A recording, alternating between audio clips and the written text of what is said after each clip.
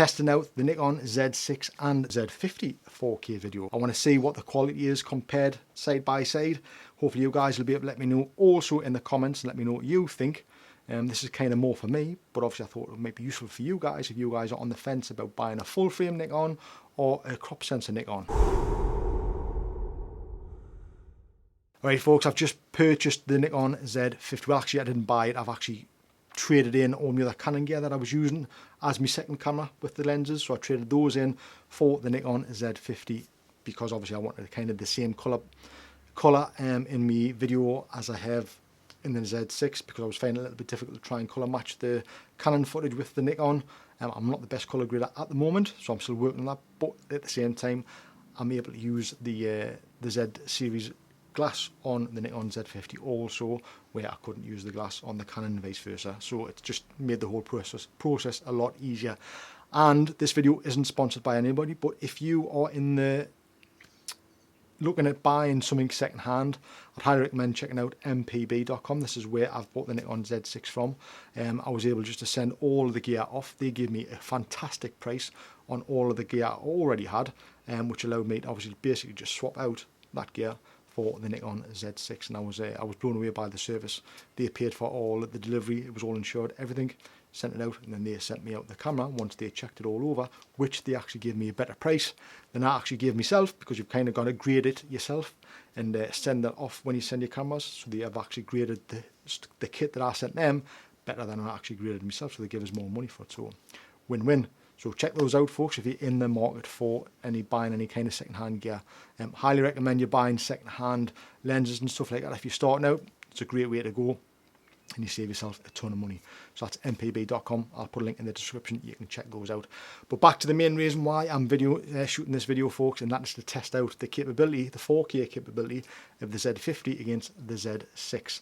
Now I've been shooting on the full frame for quite some time now, like I say, and I wanted a second Nikon camera to kind of keep the colours all the same for when I'm shooting my B-roll, or a second angle to me footage. So that was the reason why I wanted to get that. So now we're videoing both in 4K, so you can see the Z50 and the Z6 side by side. There might be a slightly different angle because of the way I've got them set up, but I'm shooting on both kit lenses. I've got the 24-70 on the Z6. I have the 16-55, I have the 16-50 on the Z50, so that's the equivalent to the 24-70 which I have on the Z6. So it kind of should roughly be the same angle on the DX as it is on the full frame. So what does the quality look like? Please let me know in the comment section below. All those people who have just went and bought those huge 4K TVs, you know who you are. You'll be able to let me know in the comments below what you think of the quality when you're watching it back on your 4K TVs, because that's how I watch my YouTube back on the smart TV. Great way to watch YouTube, by the way. So how does the quality compare? I'm going to actually crop right in to the 4K, maybe about 50%.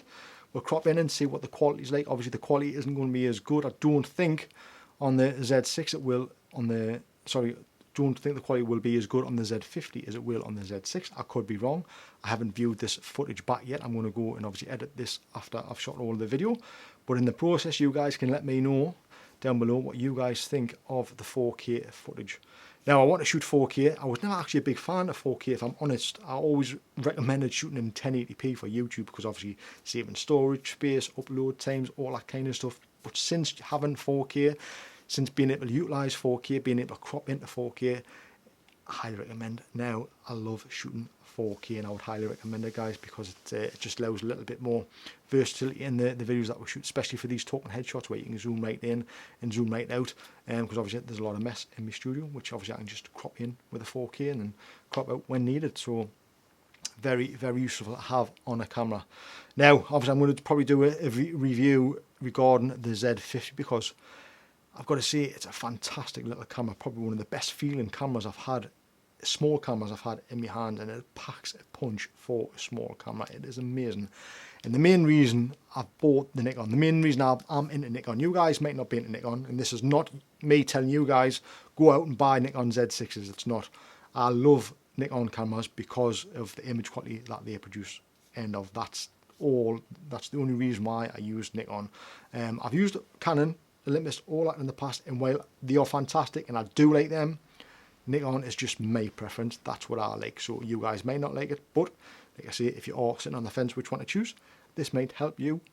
It might persuade you one way or the other. I don't know. Hopefully it will. That's the whole reason to put this video together.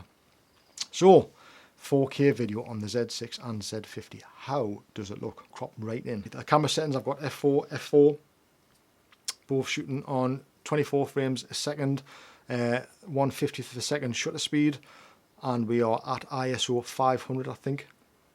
Yes, we are ISO 500. I'm recording the audio through the Z6 through the microphone. So yeah, so that is the that's the 4K through the Z50 and Z6. How do they compare, folks? I'm eager to know. Let me know in the comments below. Make sure you leave a comment and tell me what you think, which is better. Because the Z6 is so handy to use with the flip down screen also. It's so easy to use. Now bear in mind, again, this is on the kit lenses. I'm using the kit lenses, and I wanted to compare the kit lenses because the 24-70 f4 is just, it's a phenomenal piece of glass. It really is for kit lenses. It's just mind-blowing how amazing this lens is. But on the Z50, it's a variable aperture from 3.5 to 6.3, I do believe. Yeah, 6.3. So the quality might not be as good. I'm not expecting it to be as good as the 24-70, but because it's the same focal range, I wanted to use these two bits of glass on this camera. In the future, I'll use different lenses, obviously the 35, the 50, the 1.8, the 85, all that kind of stuff to get the most out of these cameras. So yeah. Just wanted to do a quick test so you guys can let me know in the comments below. So there you go, folks. That is it. Just a talking headshot 4K session with the Z6 and Z50. Just wanted to give it a quick test out and also to get your feedback, mainly for my own reasons. That was it, but it might help somebody out choosing, making their mind up whether they're going to buy one or the other. So that's why I wanted to put this video together. So if it's been helpful, give it a thumbs up. I'm going to give you a thumbs up because I'm hoping it's going to be helpful for me. You guys can let me know in the comments below what you think of the quality from both cameras in comparison, which one is better, which one is worse, or if you think they're both acceptable. Now I know that's a silly statement to make because I know obviously the Z6 is just phenomenal. It blows my mind how good the video quality is from this camera. But mainly just let me know what you think of the 4K from the Z50. I'm eager to know what you guys think and how it comes across at your end. I think it looks stunning when I play it back on my computer. Some of the footage I've already shot, amazing camera. 1080p, does 1080p 120, 4K, and the video footage is just amazing. Really is for a DX camera. Super excited to do a review on this little camera as well because it packs a punch. So there you go, folks. That is it for this video. Thanks for watching, and please leave a comment and let me know what you think. And I'll see you guys in the next one. See you then.